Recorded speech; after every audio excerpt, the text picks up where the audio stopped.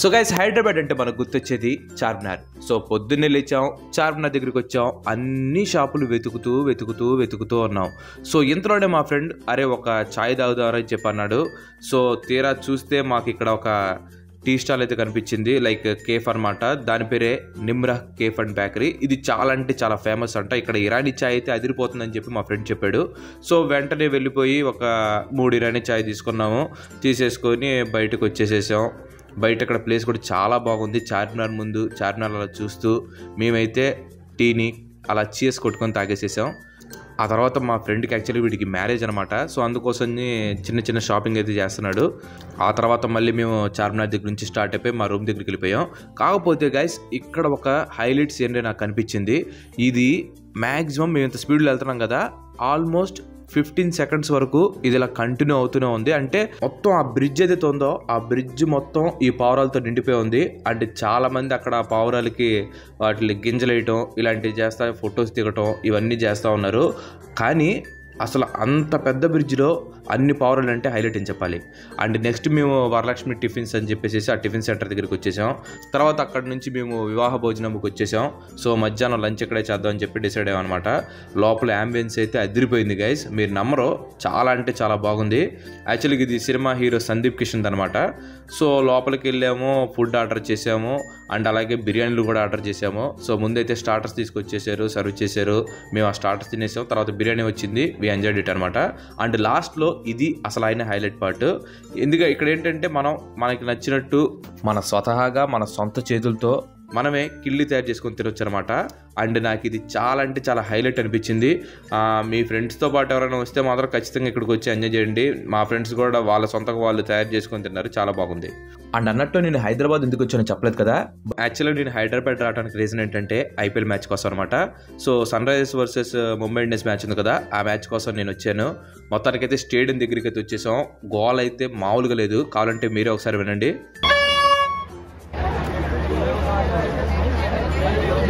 Queue కూడా చాలా అంటే చాలా ఎక్కువగా ఉంది. మొత్తానికి స్టేడియం లోపలికైతే వచ్చేసాను. అసలుకి ఒక్కసారి ఆ స్టేడియం అలా చూసి ఆ ప్లేయర్స్ని అలా చూస్తే నిజంగా నాకు చాలా అంటే చాలా హ్యాపీగా అనిపించింది.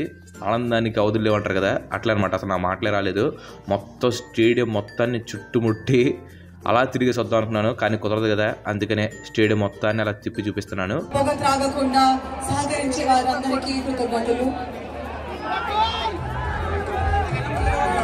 అండ్ ఒక్కొక్కరుగా ప్లేయర్స్ మా దగ్గర కూడా వచ్చి మమ్మల్ని విష్ చేస్తూ ఉన్నారు. అండ్ మన తెలుగు బ్యాట్స్మెన్ తిలక్ వర్మ కూడా మా దగ్గరికి వచ్చేసి హాయ్ చెప్పాడు, మీరే చూడండి.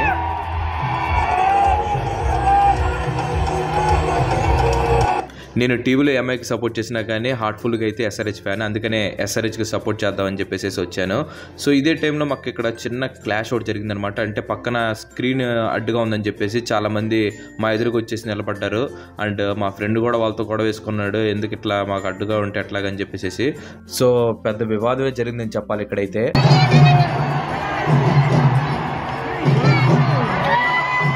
సో మొత్తానికి కొంతమంది ఇలాగైతే కూర్చున్నారు. సో మ్యాచ్ అంతా అడ్డుగానే ఉన్నారు.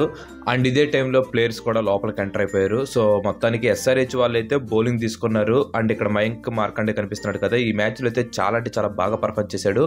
అండ్ మ్యాచ్ స్టార్ట్ అయినప్పటి నుంచి ఎస్ఆర్హెచ్ వాళ్ళ జోష్ అయితే మాత్రం ఏ మాత్రం తగ్గలేదు. ప్రతి ఒక్క బాల్ ఎస్ఆర్హెచ్ని సపోర్ట్ చేస్తూనే ఉన్నారు. అండ్ చూస్తున్నారు కదా, మీకు కనిపిస్తుంది కదా, అసలు మొత్తం అంతా ఆరెంజ్ ఫ్లాగ్స్ అండ్ ఆరెంజ్ టీ షర్ట్లే కనిపిస్తూ ఉన్నాయి గ్రౌండ్ మొత్తం.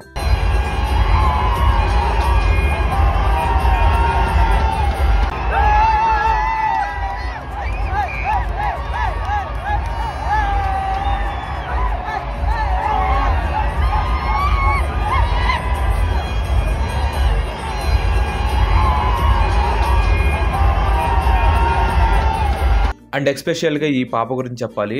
ఎస్ఆర్హెచ్కి వేరే అభిమానం లాగా ఉంది. వాళ్ళ నాన్న వచ్చేసి ముంబై ఫ్యాన్. అండ్ బ్యాక్గ్రౌండ్లో కూడా చాలా మంది ముంబై ఫ్యాన్స్ ఉన్నారు. వాళ్ళందరికీ ఈ పాప ఒక్కతే సమాధానం చెప్పింది. వికెట్ పడినా 4 కొట్టినా కానీ అన్నిటికీ ఈ పాపే సమాధానం చెప్పింది వాళ్ళకి.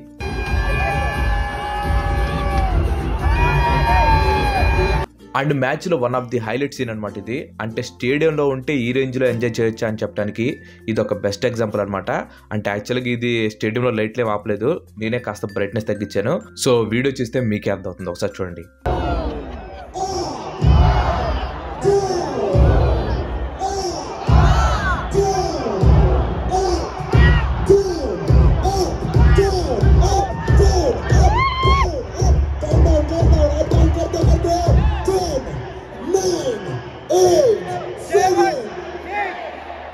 అండ్ ఇదే టైంలో మా దగ్గరికి మెరిడిత్ వచ్చాడు అండ్ మీ హాయ్ కూడా చెప్పాను, చూడండి ఎలా హాయ్ చెప్పాడు. నాకు తెలిసి ఈ సీన్ అసలు కెమెరాలో కూడా చిక్కుండదు. మా ఎదురుగా వచ్చి ఈ టైప్లో డ్యాన్స్ చేస్తూ ఉన్నారు. అంటే గ్రీన్కి అక్కడ కాలు పట్టేసినట్టుంది, సో దాన్ని రిలీఫ్ చేసుకోవడం కోసం ఇలా స్టెప్ వేసాడు అనమాట. కానీ చూడటానికి మాత్రం ఇది చాలా అంటే చాలా ఫన్నీగా ఉంది.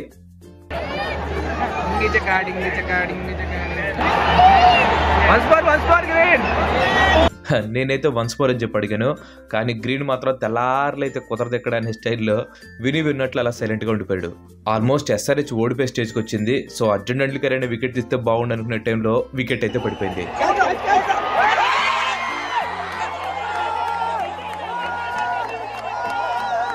SRH ఓడిపోయిందని చెప్పేసి చిన్న బాధ అయితే ఉంది, కానీ మొత్తానికి స్టేడియంలో కూర్చొని మ్యాచ్ చూసినందుకు చాలా అంటే చాలా హ్యాపీగా అనిపించింది.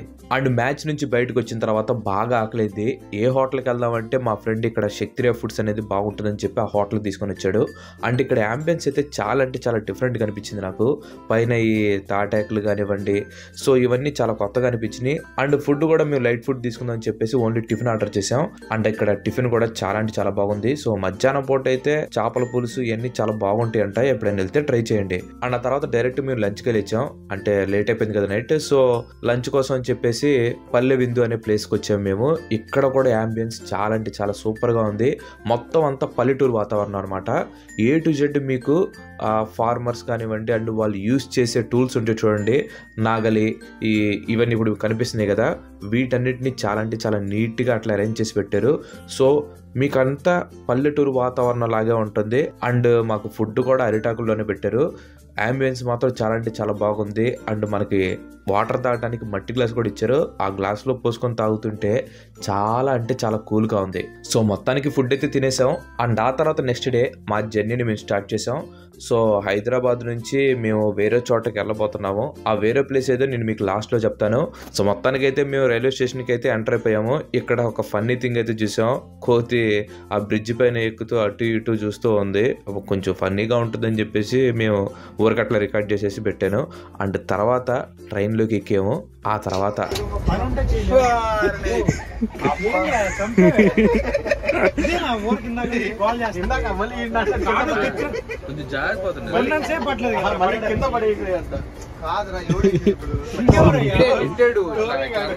సో ఫ్రెండ్స్ తో జర్నీ చేస్తే నిజంగా ఆ టైమే మనకు తెలియదు అనమాట. ఆల్మోస్ట్ 24 hours జర్నీ చేసేసి మేము ఏ ప్లేస్కి వచ్చాం. అండ్ ఆ ప్లేస్ ఏంటి అనుకుంటున్నారా? గోవా. ఎస్, ఫ్రెండ్స్తో కలిసి గోవాకి వచ్చాను. సో ఆ గోవాకి సంబంధించి వ్లాగ్ కూడా రెడీ చేయబోతున్నాను. అసలు ఈ వీడియో కంటే ఆ వీడియో చాలా అంటే చాలా బాగుంటుంది. సో వ్లాగ్ నేను ఫస్ట్ టైం చేస్తున్నాను కాబట్టి ఏమైనా తప్పులుంటే మాత్రం క్షమించండి. యాక్చువల్గా చాలా చోట్ల వీడియో తీయడానికి నేను చాలా షైగా ఫీల్ అయ్యాను. నిజంగా వ్లాగ్స్ చేసే వాళ్ళకి హ్యాట్స్ ఆఫ్ చెప్పాలి. ఎందుకంటే అంత పబ్లిక్లో కెమెరాలు పెట్టి తీయాలంటే కాస్త షై ఫీలింగ్ అయితే ఉంటుంది. సో మొత్తానికి అది అధిగమించి నేనైతే ప్రయత్నించాను. నెక్స్ట్ గోవా ట్రిప్ మాత్రం అదిరిపోతుంది.